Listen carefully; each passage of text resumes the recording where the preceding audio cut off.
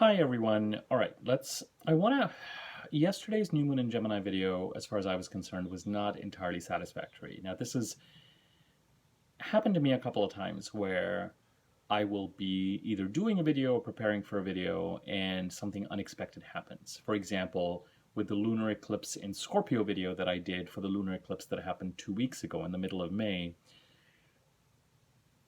the real epiphany for me, and the most important part of that video, is actually the epiphany I had, I think, as I was doing the video, which was whatever themes have come up between March the 15th and May the 15th for that lunar eclipse in Scorpio are an announcement for the larger complete eclipse cycle that is going to occur. Sorry, I have so many dates to refer to today, so I actually needed to refer to something.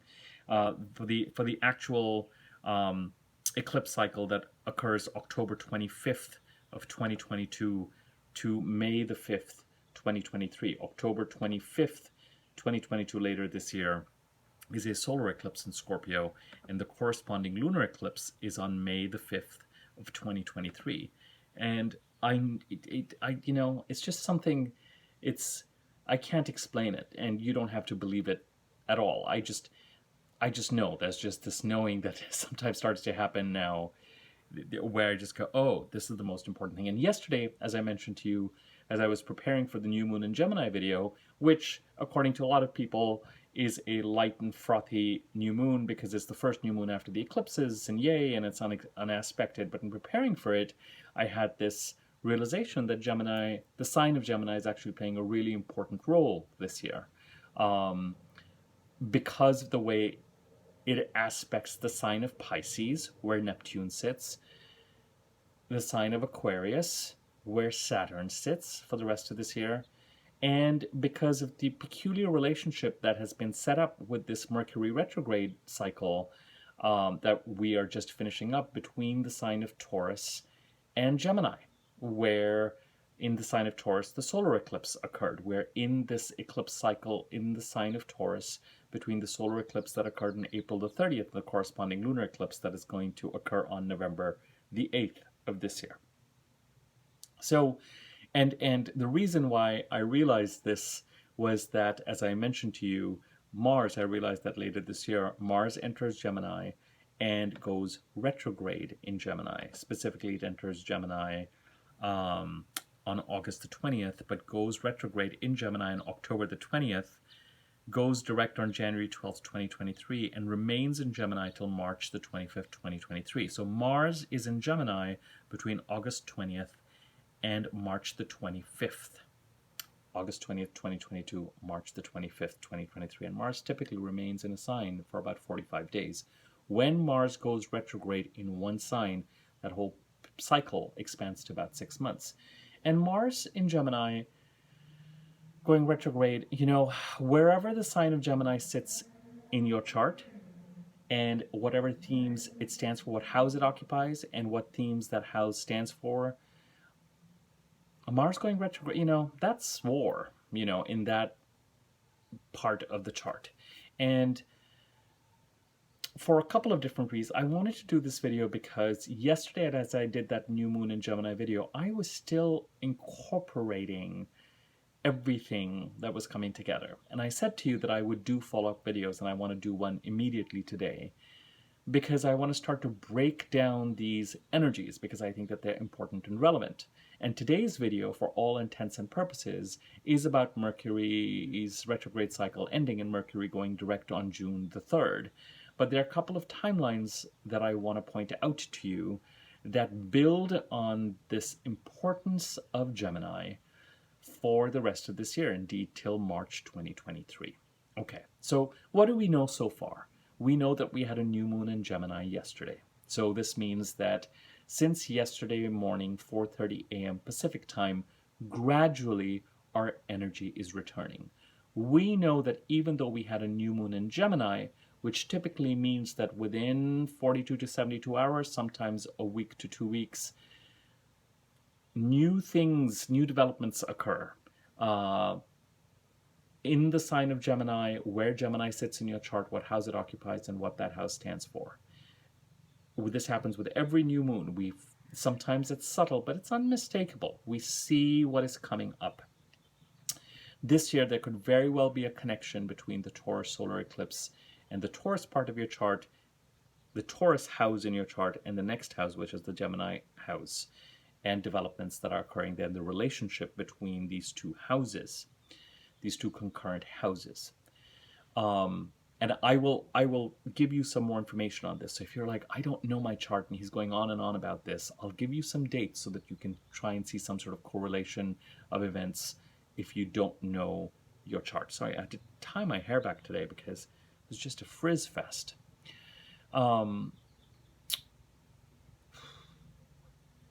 So we know new moon. We know that energy is going to return. We know the wave is going to start to move towards the shore, and we're going to have a full moon in the middle of June in the sign of Sagittarius, which is when our energy is returning. So we're going to find that we're going to be able to do more, take on more. But more importantly, till about June the 6th, and unusually, my advice to you, and you may find that you have to, is to finish up whatever has been going on since the middle or end of April. Okay? And I'll explain why I say that in a second, because Mercury goes direct on June the 3rd, and if we allow Mercury a few days to gather a certain amount of momentum, that takes us to about June the 6th, conveniently a Monday. And so for the rest of this week, I would not be surprised at all if you are, as I, dotting the I's and crossing the T's on an old set of tasks, well, current set of tasks that is not yet complete. And remember, as you deal with this June the 3rd date, you may be feeling it already. There's going to be a little bit of crossed wires and delays and annoyances and technology crashing and crossed wires and people getting frustrated and impatient. Planet of cognition, thinking, communication is stationary. So it has no movement. It has no velocity. It has no functionality. It's just kind of going to be stationary before it starts to move direct again from the way we sit. I should do this actually. And I don't know, however, you're going to see it on when you see it, irrespective. So, and sort of the classic things about travel breakdowns and technology breakdowns and all that kind of stuff is just going to be very pronounced for the rest of this week. So the first week after the new moon, we finish up old tasks, and after June the 6th, as I said, you can consider it sort of an all systems go. Mercury goes retrograde again on September the 10th. So if you want to think about it this way, you can think June the 6th to September the 6th is again time for forward movement and developments. And then by the time you get to September 6th, really September the 10th, the universe is going to hit the pause button. And that pause button is going to start to become rather significant because Mercury goes retrograde on September the 10th, and Mars goes retrograde on October the 20th. So we're going to be hitting a couple of retrograde cycles close to the end of this year. So development time now really is between June the 6th and September the 6th. And then we're going to have to catch up again, or the universe is going to give us some more information that was in our blind spot or that we missed so that we can incorporate it into our plans. And indeed, one of the ways to think of this Mercury retrograde cycle that we have just been through is, what have we learned since May the 10th that we did not know before? It's very likely or possible that we were hurtling along, moving forward February, March, April, towards May the 10th. And then after that time, we may have gotten involved in activities that are related to activities that were occurring in January, February, but in a way that forced us to take a step back and either finish up or continue some of those tasks, but also forced us to take a step back to just be open to what the universe wanted to bring to us in terms of more data, more information, so that we can incorporate that and integrate that before we move forward. Okay. Now, I don't know your charts, so I don't know where Gemini sits or what house it occupies or whatever it is, but just keep in mind that especially the people connected to the house that Gemini sits in may be really important for the rest of this year, okay? The other thing with Gemini is, and with Mercury is, these are signs of communication and connection. Conversation, writing, contracts, speaking, technology, social media, connecting with people, your immediate vicinity, your community, commuting, cars, vehicles, mail. Mercury is the messenger planet.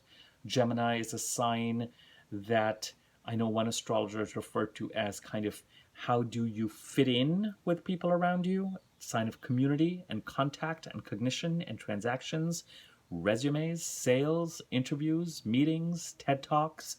Um, but planning, think, putting things in writing, speaking, talking, contractual stuff, communication, skill acquisition, learning, teaching, um, writing, speaking, singing, even. I'm going to go that far.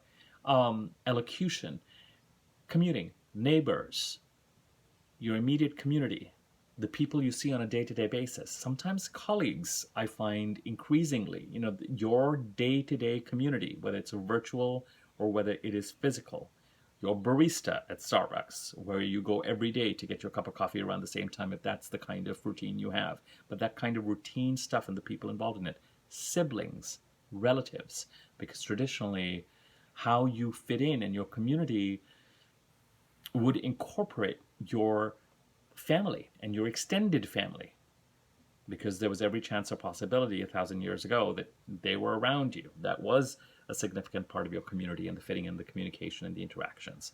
So thematically,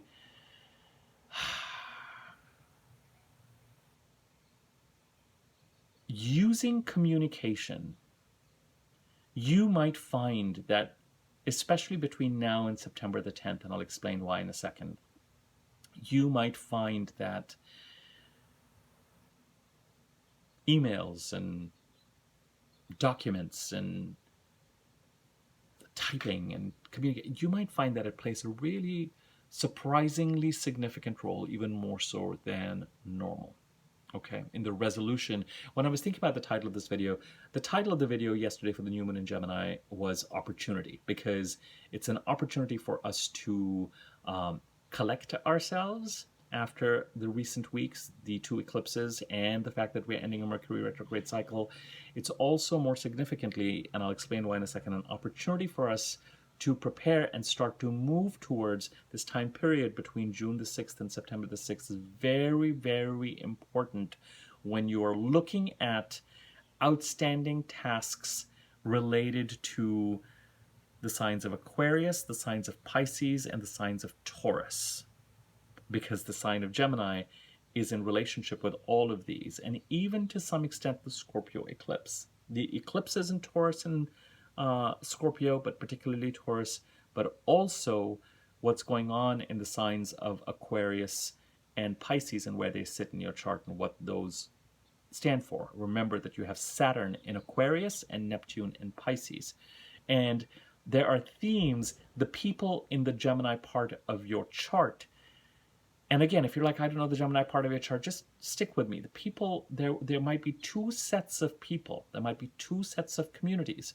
One related to the sign of Taurus, one related to where there is growth and activity.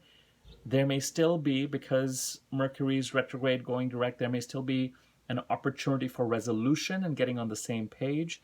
And one perhaps a separate group of people, again associated with the Gemini part of your chart, where boundaries have to be set, or there's old business that needs to be finished up, particularly related to the sign of Pisces.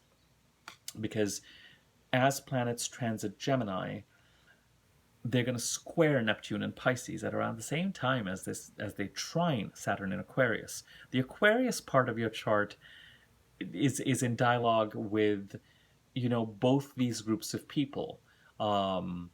Necessary activities, really important that the Aquarius part of your chart is taken care of, as I've mentioned before, so that the Taurus eclipses can really blossom for you.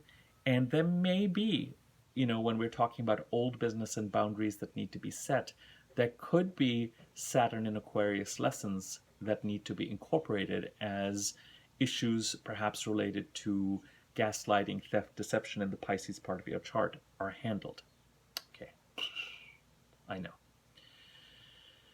The other thing with the new moon yesterday we covered is that the ruler of the new moon, Mercury, is retrograde at the time of the new moon. So it might be that this next lunar cycle that takes us to the end of June is about dealing with the effects of a retrograde Mercury. Mercury is retrograde in Taurus right now, though, going direct in Taurus on June the 3rd, and the ruler of Taurus, Venus, is in Taurus. So again, it highlights this connection between the Taurus and the Gemini part of your chart. Remember when we talked about the Taurus solar eclipse, we said that the Taurus solar eclipse happens, but unfortunately runs right into Mercury retrograde. So even the Taurus eclipse may not start to show which direction it wants to go in until after June the 6th.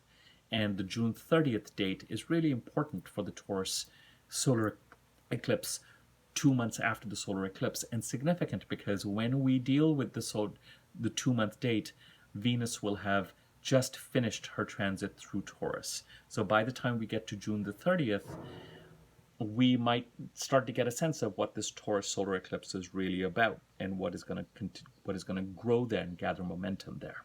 Okay. All right.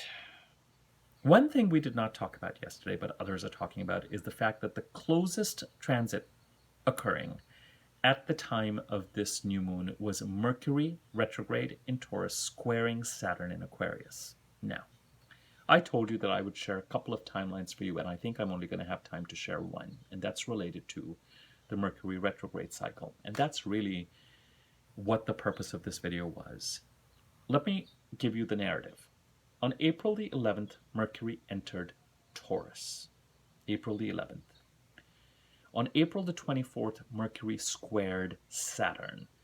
A day before, Mercury entered its shadow period, which is the start of the degrees that Mercury is going to cover 3 times, because it goes through these, it goes through certain degrees, then goes retrograde, and then comes back again and goes direct. So that first phase when Mercury is still direct is shadow period over these degrees. Then it goes retrograde, and it's going to go over the same degrees, and then it's going to go direct on June 3rd and go direct. So Mercury entered the shadow period on April 25th. So the Mercury-Saturn square happened just before it entered the shadow period. A lot of people are making a lot out of this Mercury. Remember, with Mercury squaring Saturn, it's whatever it is that's going on in the Taurus communication that's really important.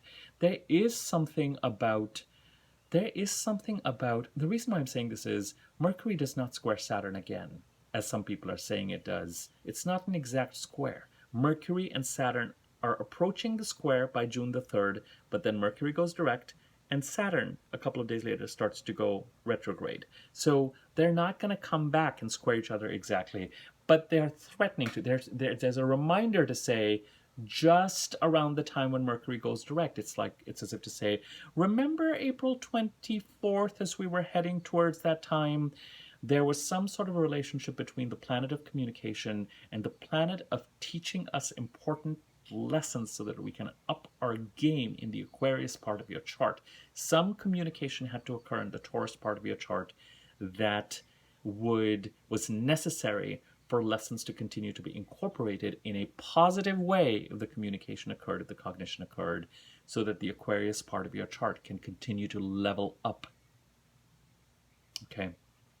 And that remains, it's as if that transit has presided over this Mercury retrograde period. So Mercury entered Taurus April 24th, entered its shadow period April 25th.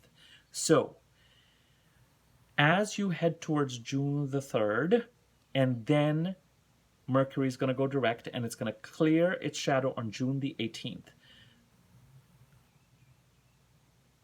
What you're really dealing with is things that have come up since about April 25th. If you were to look at this Mercury retrograde cycle, you can pinpoint conversations, things that came up in the Taurus part of your chart. Mercury enters Taurus April 11th, squares Saturn, enters the shadow period, and only on April 29th enters Gemini. okay? Then Mercury goes retrograde on May the 10th. May the 23rd enters Taurus again. June the 3rd goes direct. And on June the 13th, back in Gemini. June the 18th clears the shadow.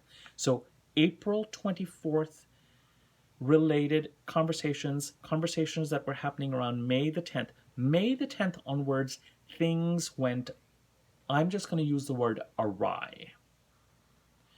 Again, between May the 10th and June the 3rd is when things will come to your attention that might take your breath away, that might be really annoying, that might be really irksome, but it's information that is being brought to your attention that if you pay attention to it, needs to be integrated because it's actually clarifying things. It's giving you more information that you need to integrate before you move forward.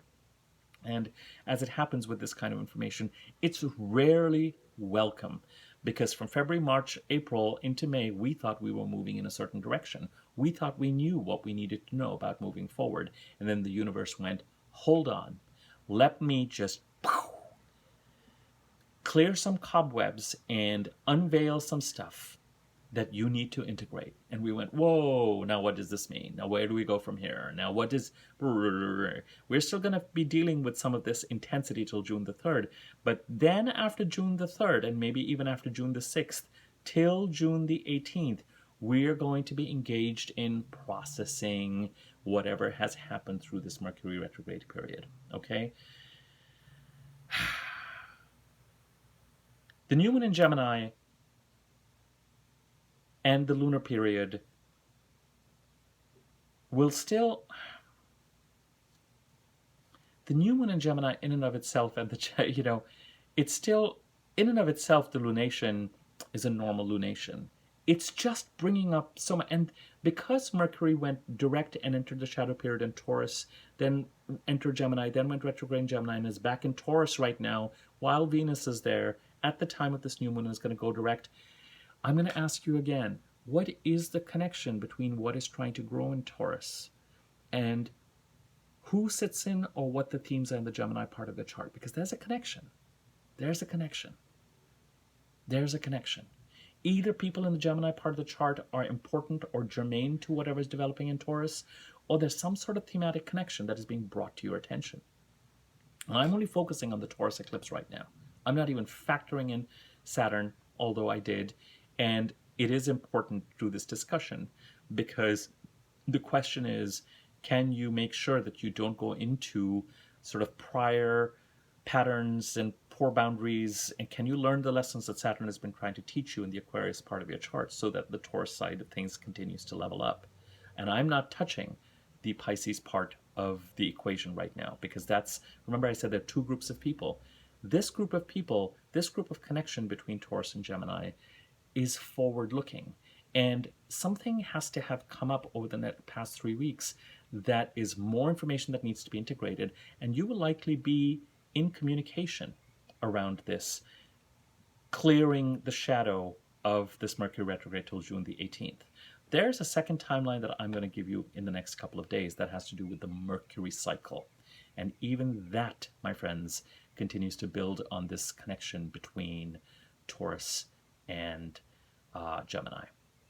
All right, I will leave it at this. I hope you found it helpful and useful. Happy Mercury going direct. And just remember, opportunity for clarity, opportunity for discussion, perhaps recovery and resolution, or at least coming back and integrating what has been going on for the past 3 weeks shows up after Mercury goes direct, but particularly between June the 6th and June the 18th. Okay? And there's a connection between the Taurus and Gemini parts of your chart.